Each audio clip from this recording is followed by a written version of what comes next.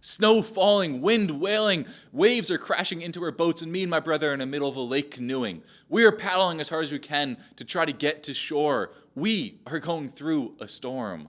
Welcome to my new devotional series called Through the Storm.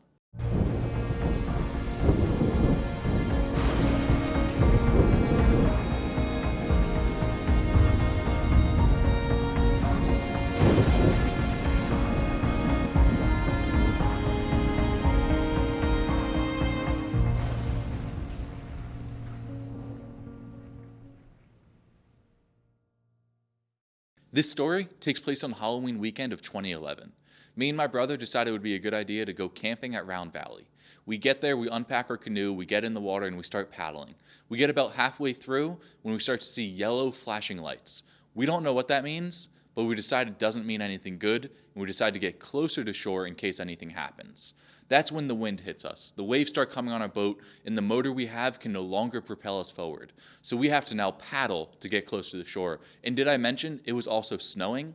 And not just a light snow, but a heavy snow that we could not see 30 feet in front of us. And the boat had turned around once or twice, and we have no idea which way is the closest way to shore. And that's when the red lights start going off, and the siren starts wailing.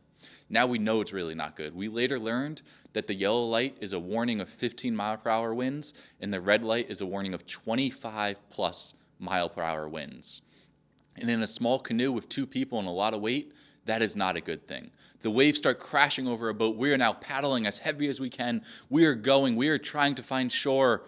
And this is where we're going to stop the story for this week. We're going to continue this story next week and probably the week after. But if you're really impatient, you can just give me a call or a text and I will finish the story for you. But today I want to talk about a very similar story in the Bible. This is Jesus and his disciples going across the Sea of Galilee. We pick up this story in Mark 4:36 through 41. It reads, "Leaving the crowd behind, they took him along just as he was in the boat. There was also other boats with him. A furious squall came up and the waves broke over the boat so that it was nearly swamped. Jesus was in the stern, sleeping on a cushion. The disciples woke him and said to him, 'Teacher, do you not care if we drowned?'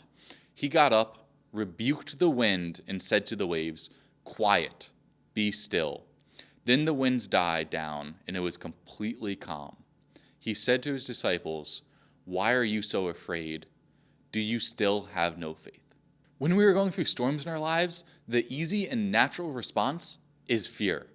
When the disciples wake up Jesus because of their fear, his response to them is, "Why are you so afraid? Do you still have no faith?" You see, Jesus gives us the answer to fear. It's faith. We need to choose faith over fear. And I'm going to tell you why. It's because faith is the only way we can beat fear. Even if you're not religious, think about a fear of height right now. The only way you are no longer afraid of heights is if you have faith.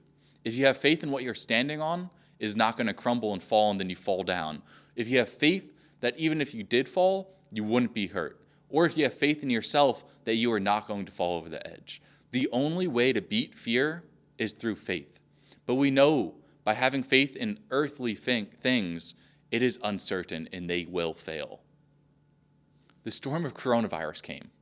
And if you had your faith in your financial status, your marriage, your friendships, your families, your school grades, and so much more in your lives, to a certain extent, those all crumbled.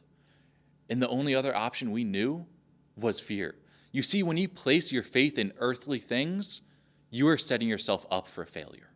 That is until you realize that you can and you should be placing your faith in God.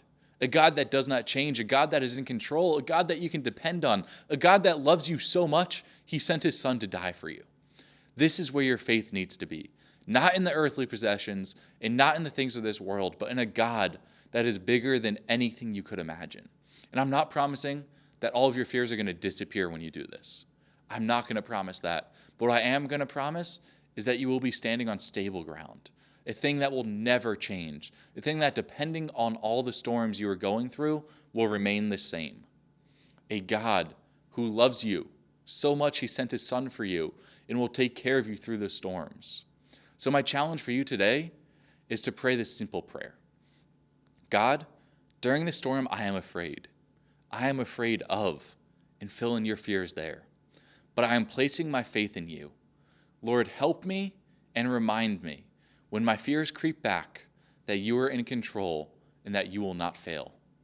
Amen.